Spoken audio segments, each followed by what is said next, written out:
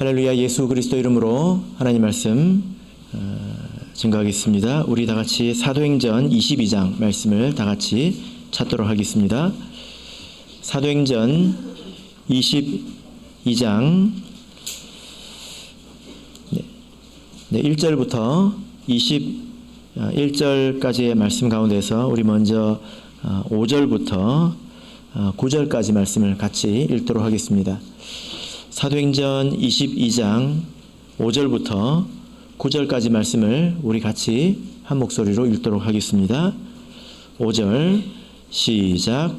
이에 대제사장과 모든 장로들이 내 증인이라 또 내가 저희에게서 다메섹 형제들에게 가는 공문을 받아 가지고 거기 있는 자들도 결박하여 예루살렘으로 끌어가다가 형벌 받게 하려고 가더니 가는데 다메섹에 가까웠을 때에 오정쯤 되어 호련히 하늘로서 큰 빛이 나를 둘러 비추매 내가 땅에 엎드러져 들으니 소리 있어 가로되 사울아 사울아 내가 왜 나를 핍박하느냐 하시거늘 내가 대답하되 주여 누시니까 하니 가라사대 나는 내가 핍박하는 나사렛 예수라 하시더라.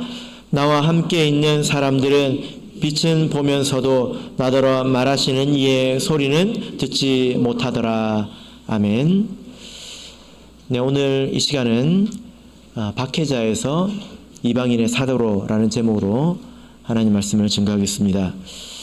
바울 사도가 예루살렘에 왔을 때에 유대인들은 매우 격분해서 바울 사도를 죽이려고 했습니다. 얼마나 화가 났으면 사람을 죽이고 싶은 그런 마음이 들었을까요? 얼마나 화가 났으면. 그런데 그들이 도대체 무슨 이유로 바울 사도에 대해서 이렇게 화가 난 것일까요?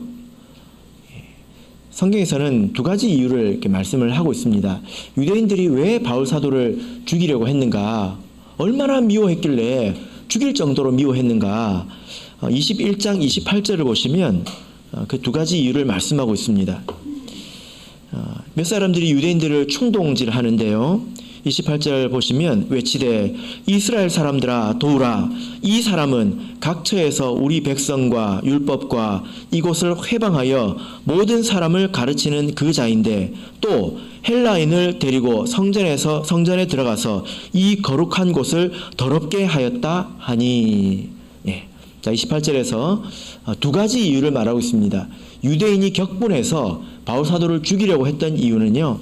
첫 번째는 바울 사도가 온 세상을 다니면서 이스라엘 백성과 하나님의 율법과 또 성전을 대적하여 사람들에게 가르쳤다는 것입니다.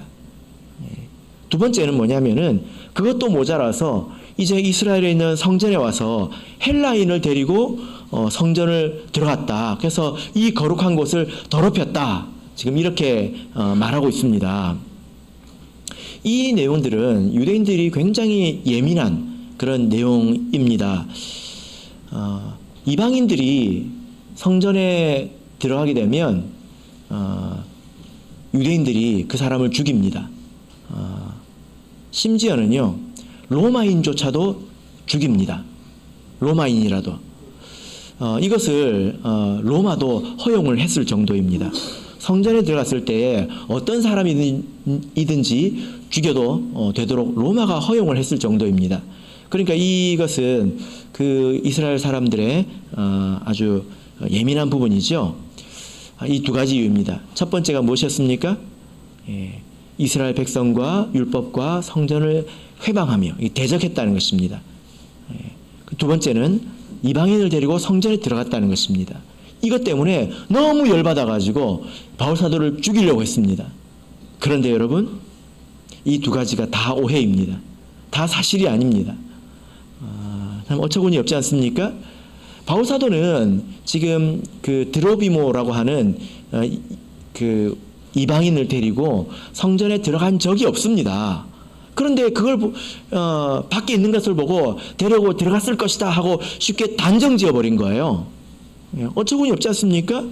그리고 바울 사도가 이 이스라엘 백성이나 율법이나 성전을 대적하여 말한 적이 있습니까?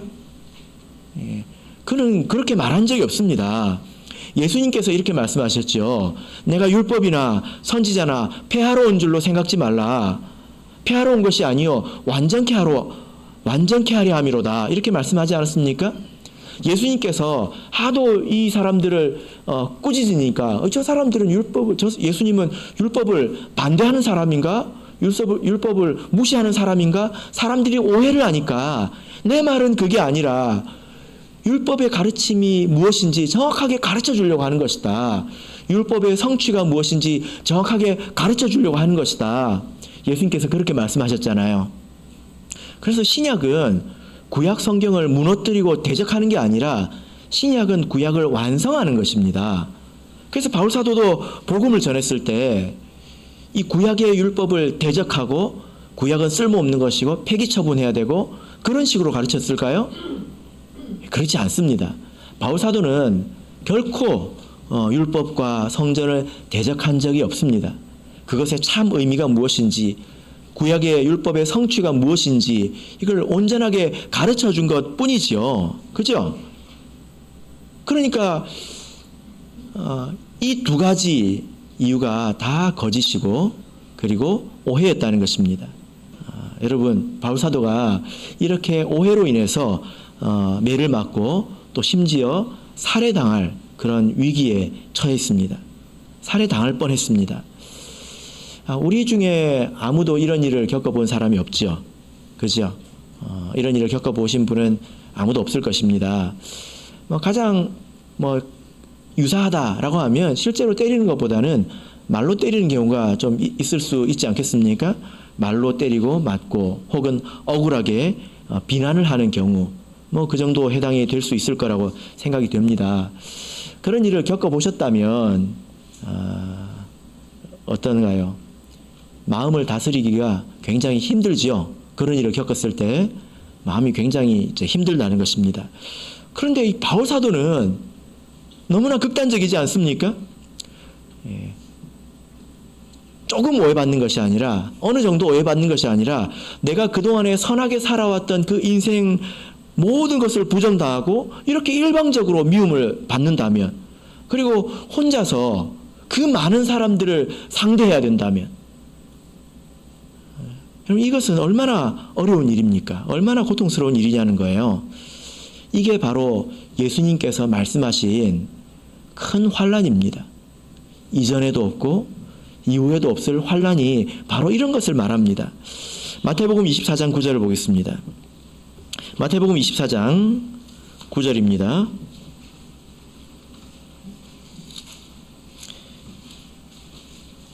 마태복음 24장 9절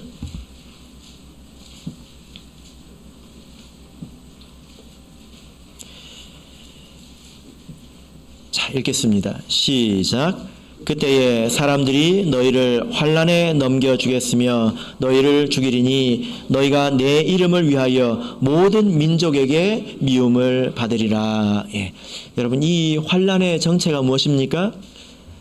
핵폭탄인가요? 무엇인가요? 지진인가요? 뭐죠? 미움입니다. 미움. 이 환난에 대해서 21절을 보시면 그날을 감하지 아니할 것이면 모든 육체가 구원을 얻지 못할 것이다. 21절 이는 그때에 큰 환난이 있겠음이라 창세로부터 지금까지 이런 환난이 없었고 후에도 없으리라. 이 환난에 대해서 말씀해 주시는데 사실 예수님께서 당하신 환난이 이 환난이고 바울 사도가 겪고 있는 것이 이것입니다. 여러분, 누가 여러분을 미워할 수 있을까요? 그러나 이런 일이 있을 것이라고 말씀을 하고 있습니다. 이것이 지금 바울 사도가 변론하고 있는 그런 상황입니다. 지금 바울 사도가 이스라엘 백성들 앞에서 말을 하고 있는데 아주 여유 있는 그런 상황에서 말을 하는 것이 아니라 정말 너무나 억울하고 너무나 어처구니가 없어서 자기 마음을 다스리는 것조차도 쉽지 않은 그런 상황에서 지금 바울 사도가 이렇게 말하고 있다는 것입니다. 그런데 정말 놀라운 것은 이런 상황에서도 바울 사도는 아주 놀랍도록 온유한 마음으로 말하고 있습니다. 이것이 정말로 놀라운 일이지요. 그죠? 아무런 잘못도 없는 자기를 때리고 미워하고 저주하고 심지어 죽이려고 한 이 사람들 앞에서 어떻게 이렇게 말할 수 있을까요? 자, 우리 본문으로 돌아가겠습니다. 사도행전 22장, 자, 2절부터 5절까지 읽겠습니다. 우리 같이 한번 읽어보겠습니다. 사도행전 22장 2절에서 5절 읽겠습니다. 시작. 저희가 그 히브리 방언으로 말함을 듣고 더욱 종용한지라. 이어 가로되 나는 유대인으로 길리기아 다소에서 났고 이 성에서 자라 가말리엘의 문화에서 우리 조상들의 율법에 엄한 교훈을 받았고 오늘 너희 모든 사람처럼 하나님께 대하여 열심하는 자라. 내가 이 도를 핍박하여 사람을 죽이기까지 하고 남녀를 결박하여 옥에 넘겼노니 이에 대제사장과 모든 장로들이 내게 증인이라. 또 내가 저희에게 다메섹 형제들에게 가는 공문을 받아 가지고 거기에 있는 자들도 결박하여 예루살렘으로 끌어다가 형벌 받게 하려고 가더니. 예. 자, 지금 이 상황에서 바울 사도가 변론을 하고 있는데요. 이 부분을 우리가 21절까지를 크게 두 부분으로 나눠서 볼 수 있습니다. 첫 번째 단락이 방금 5절까지의 내용인데요. 바울 사도가 제일 먼저 말하고 있는 것은 내가 예수님 믿기 전에 어떤 사람이었는가, 어떤 삶을 사는 사람이었는가에 대해서 바울 사도가 먼저 말하고 있습니다. 여러분, 바울 사도가 이렇게 말하니까 성경에 있으니까 당연한 것 같지요? 여러분들께서 이런 상황이라면 뭐라고 말을 하게 될지, 내 입에서 어떤 말이 나올지 한번 생각을 해보시길 바랍니다. 이것이 결코 당연하지 않습니다. 바울의 이 온유함에는 아주 복합적인 그런 이유가 있는데요. 그 중에 한 가지 주요한 것은 바로 이 부분입니다. 바울 사도가 자신의 과거에 대해서 정확히 알고 그리고 정직하게 고백하고 있다는 것입니다. 이 점이죠. 자기 자신에 대해서 뭐라고 말하고 있습니까? 나는 유대인이었다. 유대인으로 났다. 그리고 다소 출생이다. 그리고 가말리엘에게서 엄격하게 율법을 배웠다. 이렇게 말하고 있습니다. 이 가말리엘은 사도행전 5장 34절에 이미 등장하고 있지 않습니까? 거기 보면 모든 백성에게 존경받는 자라라고 말씀하고 있습니다. 그래서 이 가말리엘은 랍비들의 선생님이라고 이렇게 불릴 정도로 존경받는 사람입니다. 그 사람에게 아주 엄격하게 훈련받은 나는 유대인 중에 유대인이고 바리새인 중에 바리새인이다 이렇게 말하고 있습니다. 그리고 자기가 이 예수 믿는 자들을 핍박한 것을 말하고 있지 않습니까? 심지어 죽이기까지 했다고 하고 있습니다. 스데반을 말하고 있는 거죠. 죽이기까지 했다. 그것도 모자라서 다메섹에 가서도 핍박하려고 했다. 이렇게 말하고 있습니다. 이 말이 뭐냐면 다메섹에 가서 이 이스라엘 사람들을 본국으로 송환해가지고 본국에서 처벌하려고 그렇게 이제 권세를 가지고 간 것에 대해서 말하고 있는 것입니다. 여러분, 사람이 아무리 변했다고 하더라도 달라졌다 하더라도 자기의 부족한 이 과거를 이렇게 숨김없이 다 말하기는 참으로 어려운 것입니다. 사람을 죽였다고까지 말하고 있지 않습니까? 이런 그 과거에 대한 정확한 기억 또 회개, 이것이 사실 바울 사도를 온유하게 만들고 있는 거죠.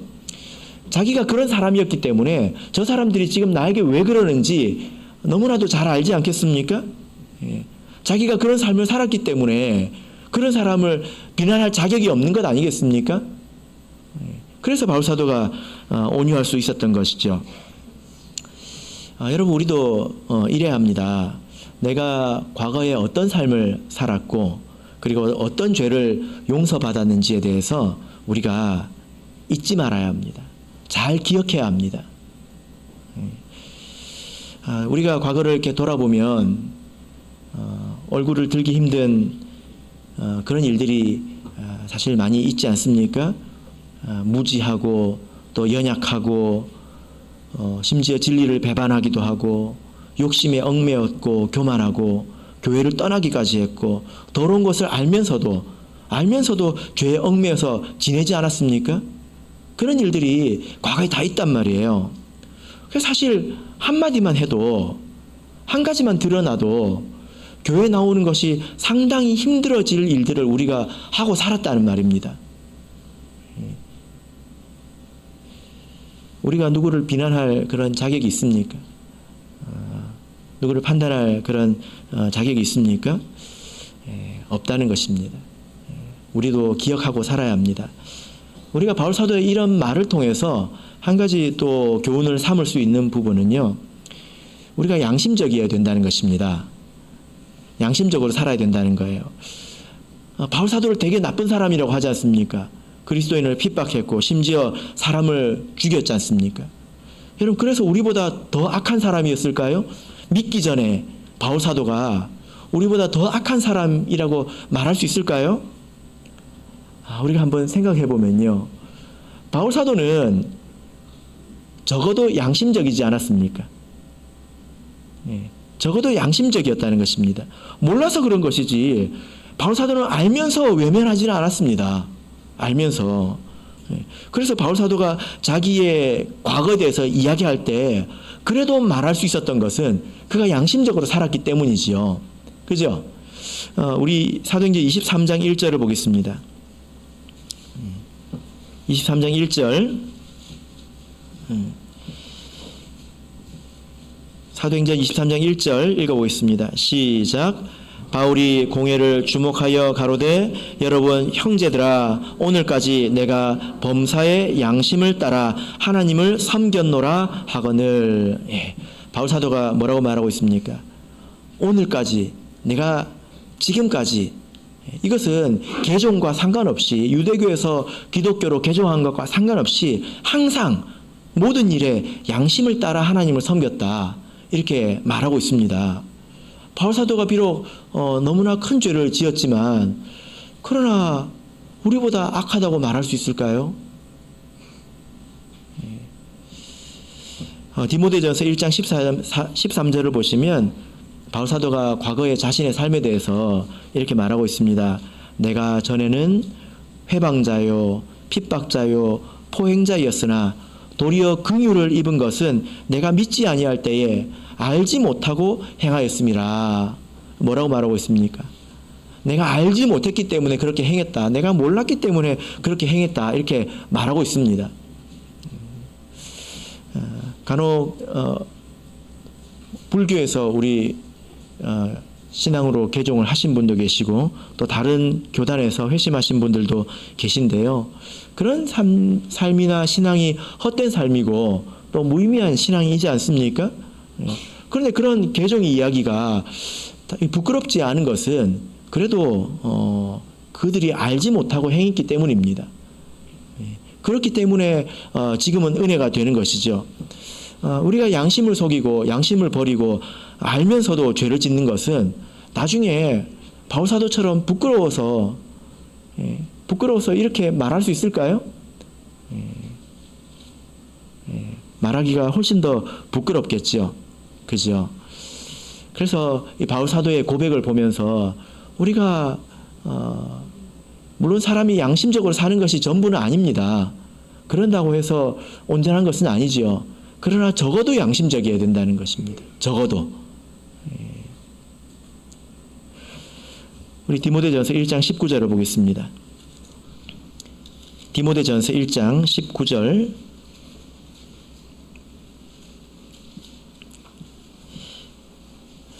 디모데전서 1장 19절. 자, 읽겠습니다. 시작.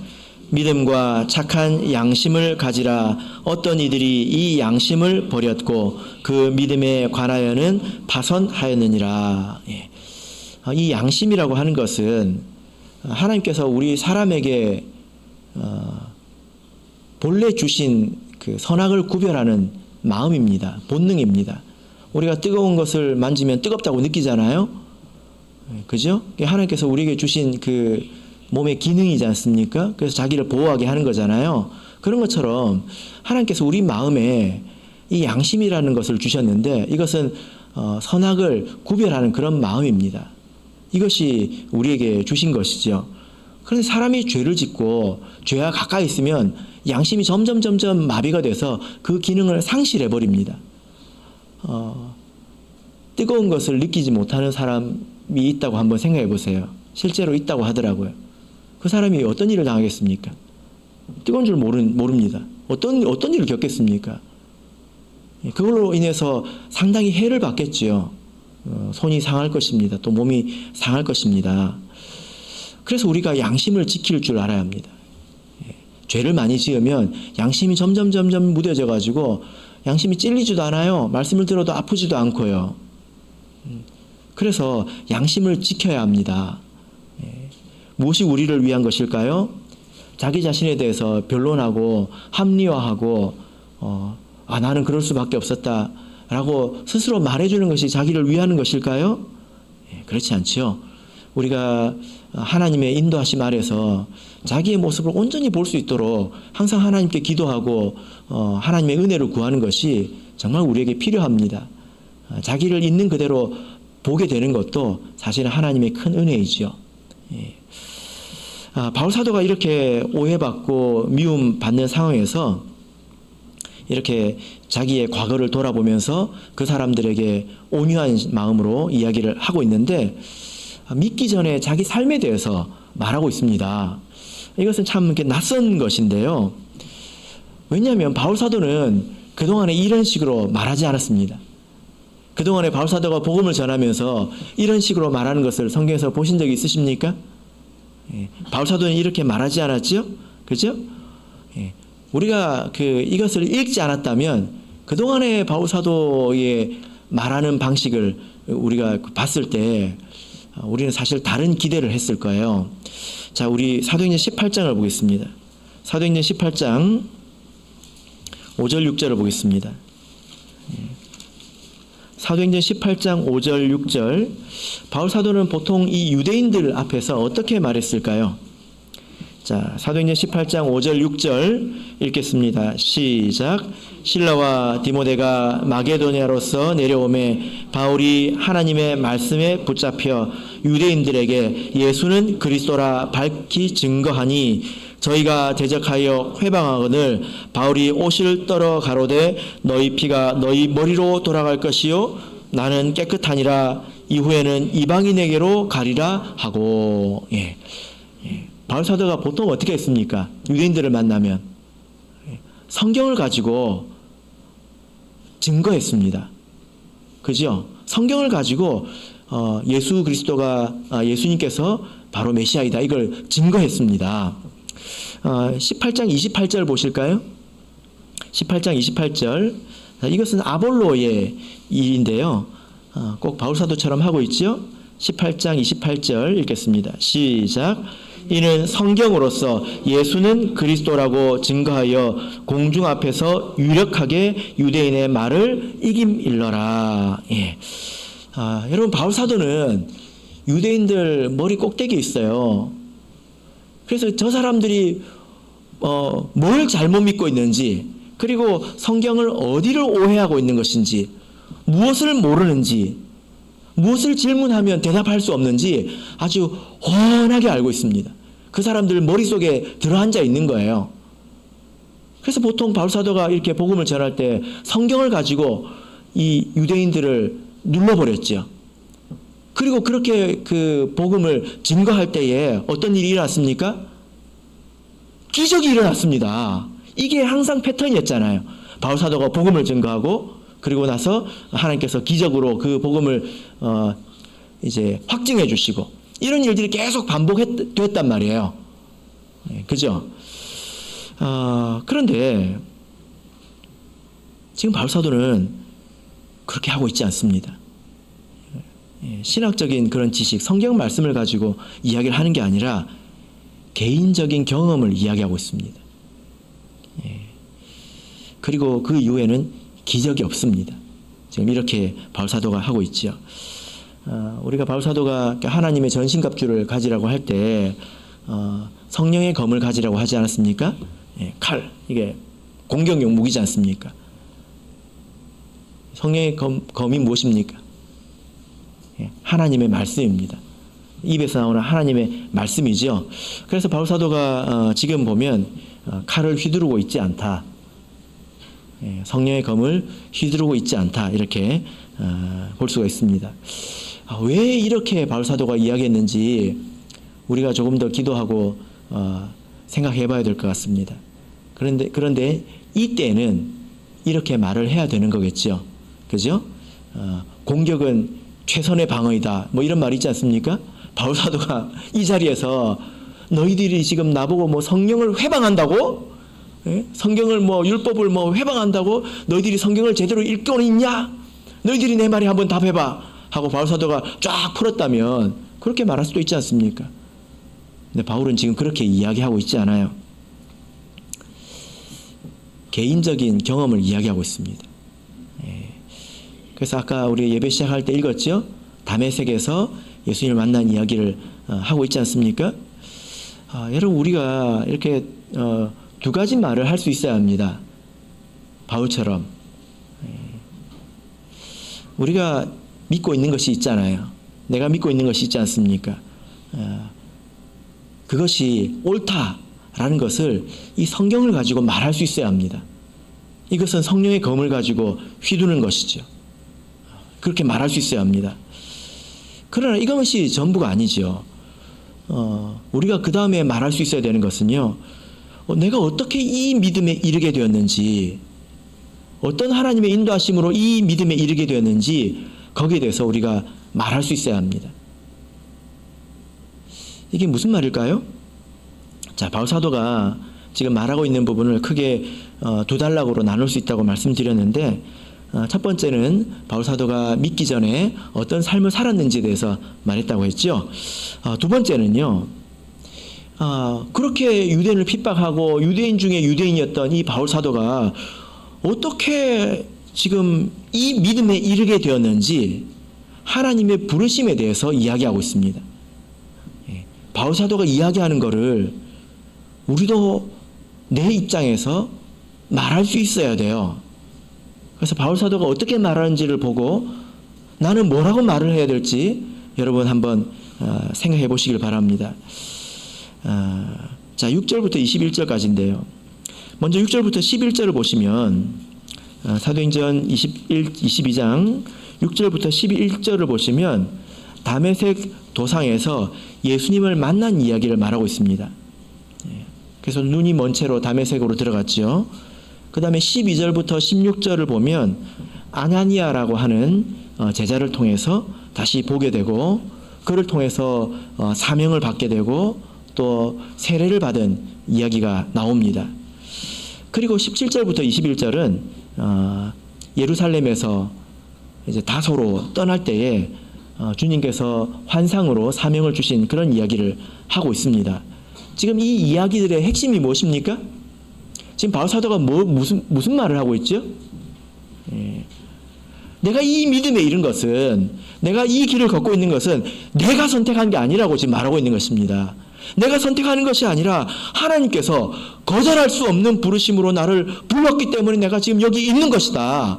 지금 이렇게 이야기하고 있는 거예요. 우리도 그렇게 말할 수 있어야 합니다. 바울 사도가 말하는 것은 이것이죠. 내가 유대인으로 태어나서 유대인 중에 유대인이고 바리새인 중에 바리새인으로서 너희들보다 몇 배는 더 큰 열심으로 내가 믿었고 심지어 핍박하기도 했고 죽이기까지 했다. 근데 내가 왜 지금 이러고 있느냐? 하나님께서 거절할 수 없는 부르심으로 나를 불렀다. 지금 이 이야기를 하고 있는 거예요. 그것을 세 단락으로 다메섹에서 이야기, 그 다음에 아나니아의 이야기, 그리고 다소로 갈 때 이야기, 세 가지를 이야기하고 있는데 조금 더 우리 자세히 보도록 하겠습니다. 자, 6절 보시면요. 자, 6절을 우리 같이 읽어보겠습니다. 시작. 가는데 다메섹에 가까웠을 때에 오정쯤 되어 호련히 하늘로서 큰 빛이 나를 둘러 비치매. 다메섹으로 갈 때에 때는 오정이었습니다. 정오. 몇 시죠? 낮 12시. 태양이 가장 강할 때지요. 그때 하늘에서 큰 빛이 내렸다. 이렇게 말하고 있습니다. 태양이 가장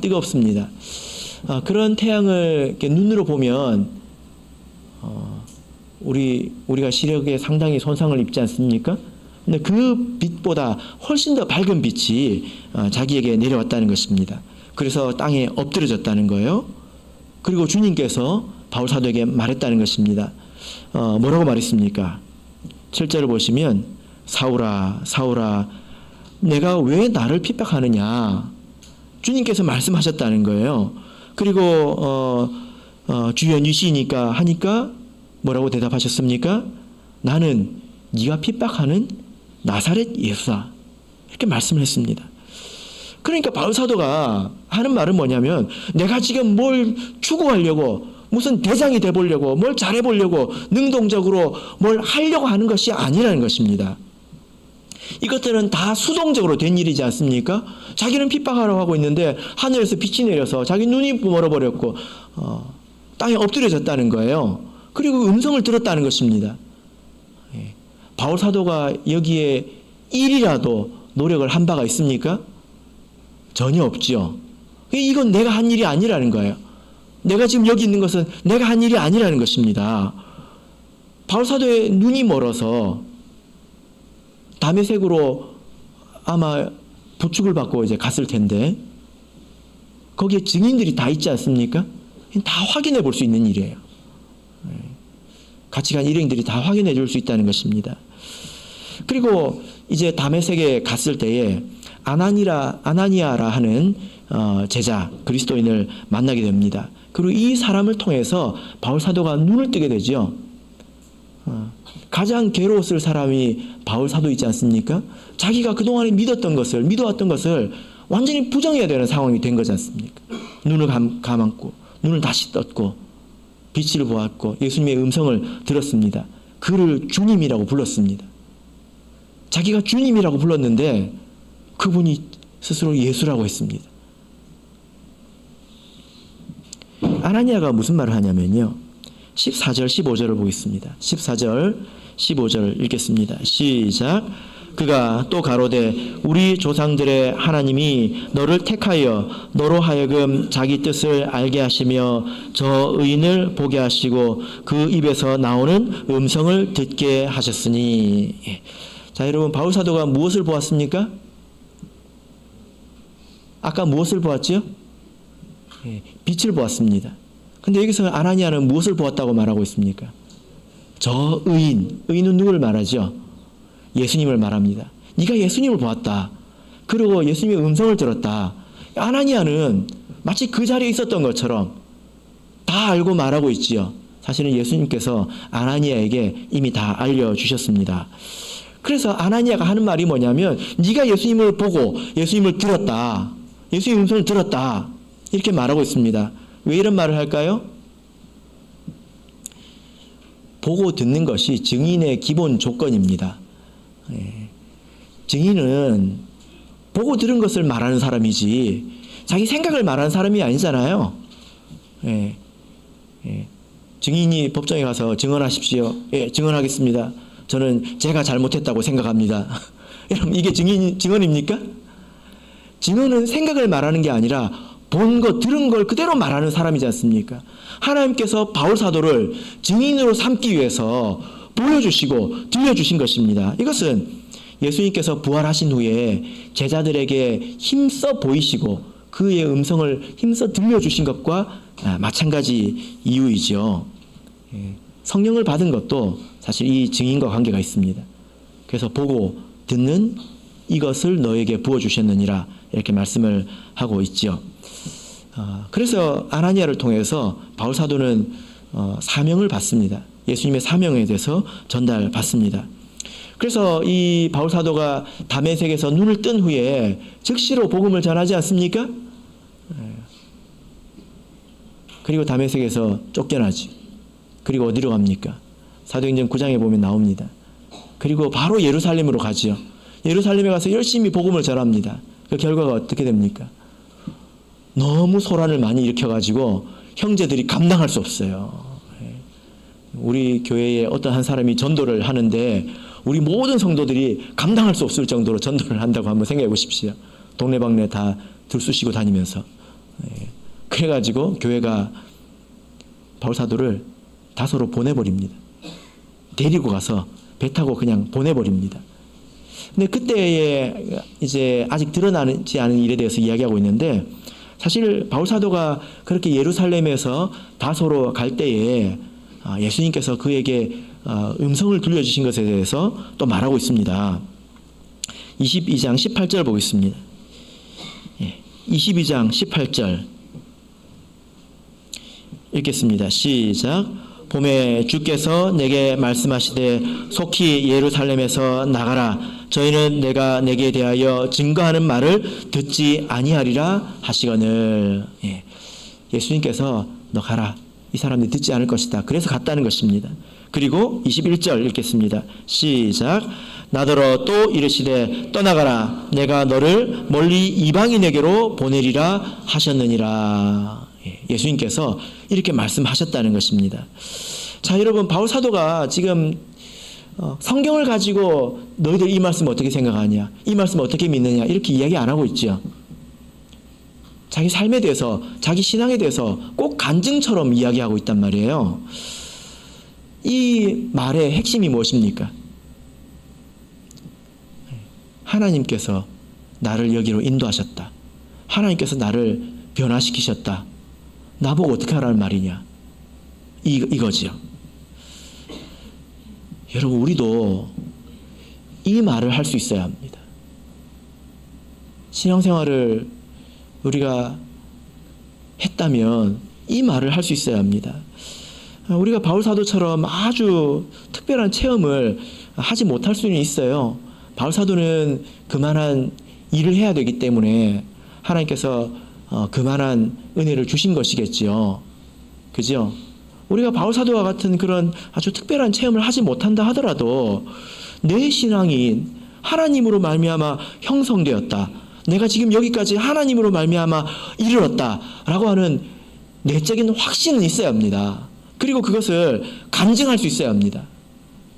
나같이 무지하고 못난 사람이 어떻게 해서 여기까지 이르게 됐는지 말할 수 있어야 된다는 거예요. 내가 여기에 이르기 위해서 뭔가 열심히 내가 뜻을 가지고 노력한 것이 아니라 내가 알지도 못했던 길을 하나님이 걷게 하셨고 여기로 인도하셨다. 이거에 대해서 말할 수 있어야 된다는 것입니다. 여러분, 우리가 이렇게 말하려면 변화가 있어야 말을 하지요. 변화가 없는데 여기까지 나를 인도하셨다. 어디? 그럴 거 아닙니까? 변화가 있어야 말을 하죠. 변화가 있어야 된다는 것입니다. 세상 모든 사람들은 다 육신의 만족을 추구하고 또 자기 이름을 내기 원하고 돈을 많이 벌어서 번듯하게 살기를 원합니다. 여러분, 그런 삶에서 변화되셨습니까? 그래서 나는 이전과는 나는 다른 사람이다. 나는 다른 사람이다. 라고 말할 수 있습니까? 혹시 포장지만 바뀌고 안에는 그대로 들어있는 건 아닙니까? 종교가 뭐냐고 묻는다면 기독교라고 대답하겠죠. 그러나 내 속에 내 신앙이 완전히 바뀌어서 나는 이제 세상 사람들과 같지 않고 세상 사람들처럼 매여 있지도 않고 세상 사람들처럼 그렇게 돈을 쫓아가지도 않고 내 속은 완전히 다른 사람이 되었다라고 이렇게 말할 수 있느냐? 그런 변화가 내 삶에 있느냐? 그래야 말할 수 있지요. 여러분, 그 가운데서 우리가 그 자리에 이르렀다면 결코 그것은 내 노력으로 된 것이 아닙니다. 하나님의 은혜로 된 것이고 하나님의 인도하심으로 하나님의 인내로 우리가 여기까지 이른 것이죠. 어떤 하나님의 인도하심이 있었는지 또 하나님의 간섭이 있었는지 여러분 말하실 수 있습니까? 바울 사도가 말하는 것은 이것이죠. 나도 돈 좋아했고 나도 세상 사람들처럼 번듯하게 살고 싶었고 나도 이 세상이 전부인 줄로 알고 살았는데 주께서 나를 여기로 인도하셨다. 이 말을 우리 여러분들의 버전으로 말할 수 있어야 합니다. 바울 사도처럼 분명하게 말할 수 있어야 합니다. 그리고 그것이 합당한 말이어야 되겠지요. 바울 사도가 지금 이렇게 말하고 있습니다. 사람들이 얼토당토하는 오해를 해가지고 자기를 죽이려고 할 때 바울 사도는 온유한 심령을 가지고 자기 삶에 대해서 이렇게 말을 했습니다. 우리도 이렇게 말할 수 있어야 된다는 거예요. 우리도 이렇게 말해야 될 때가 온다는 것입니다. 근데 만약에 우리가 내 과거의 삶에 대해서 잘 알지 못해서 내가 온유하지 않는다면 그때 나도 칼을 휘두르려고 하지 않겠습니까? 베드로처럼. 그리고 내가 변화되지 않았다면 내가 어떤 하나님의 은혜로 여기에 이르렀는지 내가 알지 못한다면 내가 무엇을 말할 수 있겠습니까? 이전에도 없고 이후에도 없을 그런 큰 환난의 날, 그런 미움의 날, 그때 나의 믿음을 지키고 마땅히 해야 될 말을 할 수 있으려면 오늘 우리가 이 말씀을 듣고 이렇게 말할 수 있도록 살아야 합니다. 바라옵기는 저와 여러분이 그 길을 걸어가시기를 예수 그리스도 이름으로 축복합니다. 우리 다 같이 찬송하겠습니다. 찬송가 204장 찬송하겠습니다.